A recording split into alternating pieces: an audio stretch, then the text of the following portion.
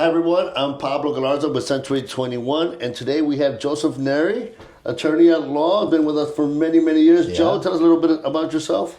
Pablo, thank you for having me. I've been practicing over 25 years. It's too long. I really focus on, as you know, a lot of real estate law, estate planning, business, corporate law. I do a lot of transactional work for folks. We do a lot of work in the Latino space, just like you do.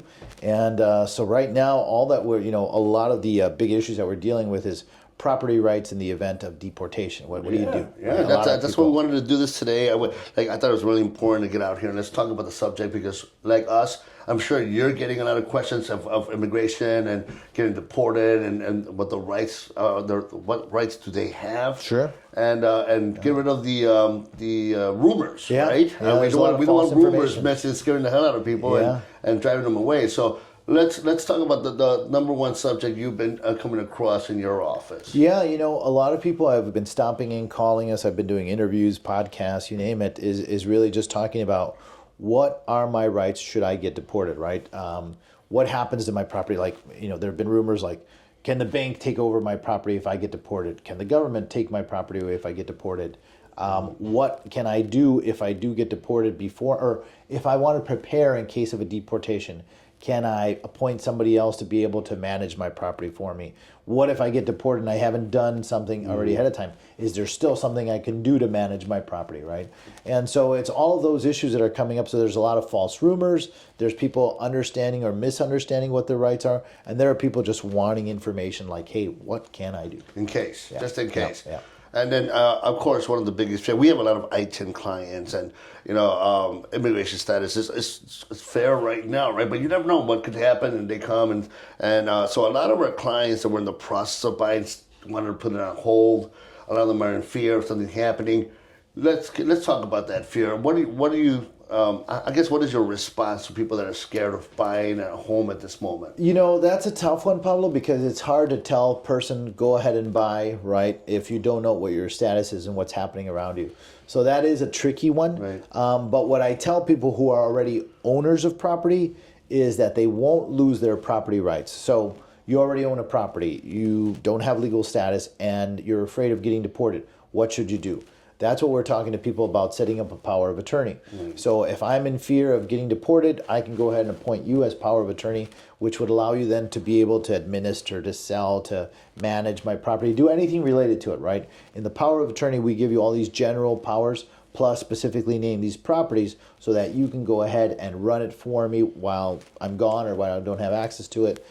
So that's a way to go ahead and prepare yourself in case you get deported. The one thing that's very important, though, there's a couple things. In a power of attorney, you have to have absolute trust for this person that you're going to appoint, because I would be remiss if I didn't mention, clients have told me, like, Joe, you need to stress the fact that once you appoint someone, that person has absolute authority, right? Because I've had people tell me, like, hey, I appointed my brother-in-law, and he changed the deed, and he sold my property, and I lost out. So you have to have a ton of trust in the person that you name as your agent. Can you put restrictions on this power of attorney? You can. You absolutely can. Now, in their case, they didn't. But you absolutely can have restrictions. You can go ahead and say you can't sell the property, you can't do this, you can't do that, you can't change the title, right? So you can go ahead, right? You can have general powers, and then you can specifically, designate what authority they have, right? And you can make it specific as to certain properties as well. You can do all of that. So that's really important, that you have to have absolute trust in the person that you name as your agent. The second thing is that how do you make it effective? So people have asked me, like, can I make it effective or subject to me getting deported? But the problem is that deportation, the definition of deportation, doesn't always work, because we have some people that do get deported in the traditional sense, and then, or in the legal sense, and then we have folks that get deported that are not technically deported. You're going through a process. Right, and so then that makes it tricky, because if you have something that's subject to a deportation, and I had this happen a couple years ago, a client was deported, but they weren't technically deported. And so when they tried to use their power of attorney at a bank, the bank questioned the fact that they were actually deported. And that became an issue. So just to touch on that. Sure. So when you say not technically deported, it means they got arrested and they got to go to court. Right. Their court is a couple months from now or a year from now. Well, so in this situation, in kind of your traditional sense of a legal deportation, you're obviously taken into custody, then there's legal proceedings. You can talk to an attorney. You got to go in front of the immigration judge, and then then your case is decided, and then you're actually removed from the country. But in their scenario, they really didn't have, their hearing was not on their immigration status. It was on a criminal status that they had. And so the status was really not an immigration hearing. It was more of a criminal hearing. Okay. And that's why they wound up getting So deported. during that criminal hearing, if they get convicted, then the immigration status. Well, it depends, right? Every situation is different. But my point here is saying that we can't make it subject to a deportation because each process can be different. Gotcha. Some have been criminal, some have been immigration, some have been other items. So making it subject to or contingent upon a deportation is very risky. So I don't do that. What I do is I make it effective as of a certain date and make it effective through a certain date. So usually make it effective for 5 years or something like that. But again, people have to trust who they're designating as their Right. agent, right? And you want to make sure that you delineate, that you designate what are the specific powers they have or that they don't have. And also, you could change that power of attorney. Like, let's just say you did get deported, and Right. we do want to do a power of attorney. We can still make that happen from one country to another, right? So that's the other question that people have asked. What if I don't have time or I haven't set up a power of attorney and I get deported? The reality is that still, practically speaking, I can email you. You get deported to, let's say, Mexico. I can email you a power of attorney form. You just have to make sure that it is now notarized, that you sign it under the laws of Mexico or whatever country you're in. Right. Because what will happen is in Illinois and the United States, as long as the property or the document rather was signed in a legal fashion in that country where you were residing, then we will respect it, right? Then United States, Illinois will respect it. So as long as you did it the right way there, we'll take it as valid and then we can use it now. So just an example, client a few years ago got deported and we emailed him the power of attorney. He got it signed with an attorney in Mexico, and then it sent back to us. It was good, and that allowed his wife, who was here, but she wasn't on the deed, that gave her authority to be able to manage everything regarding their home and an investment property. No title company issues and all that stuff. No, because the title company, again, their standards are, was this prepared, was this executed legally in the country where it was drafted or where it was actually signed. And as long as you can establish that, then they'll be fine with it. Okay, and I want to touch this again because it's important. So we cannot guarantee anyone that's not immigration status is still questionable, and they cannot the deported or not. That's not something we could guarantee. But let's just say somebody that's buying right now and they bought that house, and then we know for a fact that just because they get deported, the government cannot take the property from them. Yeah, there's a couple rumors that are tied to that, right? So some of the rumors that I've heard is, hey, if I get deported, the bank, right, where I have my mortgage, they can take my property. Or the government can take my property because I've been deported.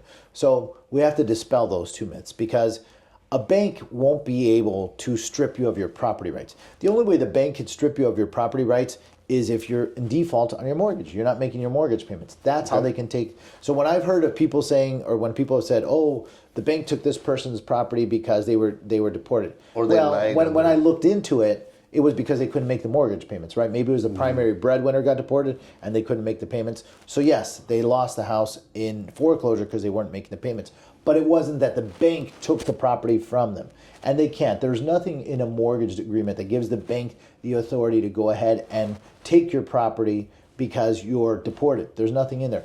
What happens in these mortgage documents is, sure, there are things that if you commit certain criminal acts, right? But it's really more as to fraud against the bank. If you defrauded the bank and you provided false information, that could be grounds for them to go ahead and cancel the mortgage.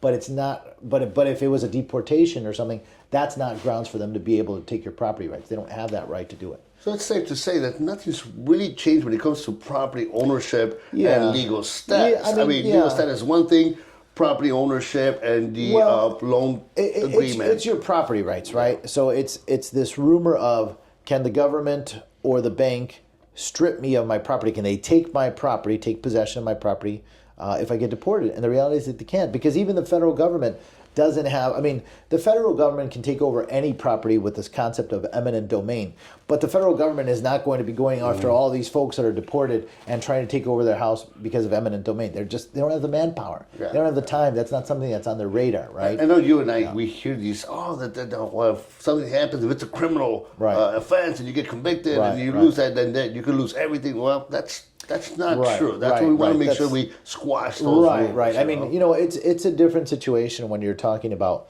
property rights versus what are your personal rights.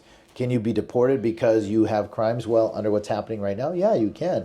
But that doesn't mean that you lose your property rights.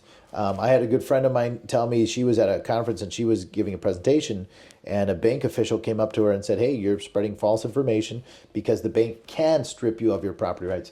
And so she was concerned. She's like, did something change? I said, no, nothing has changed. There's nothing in there. I can go through any mortgage and you show me where it gives you the authority under a deportation that the bank can now go ahead and take your property. Right? The bank only cares about their payment. That's it. That's Pay it. me, you're you fine. can pay my mortgage payment and the bank won't care. The bank doesn't care that you're making my mortgage payments. It doesn't matter. Yeah. Any other subject that you think, in regards to immigration, that you've been hearing a lot of, or any questions that you feel that we should address right now? You know, I think the biggest thing is, again, what are your rights, what you can do, how do you protect your property? You know, one of the things that I've had a lot of people with investment properties think about is maybe putting their property into either like LLCs or to put them into land trusts.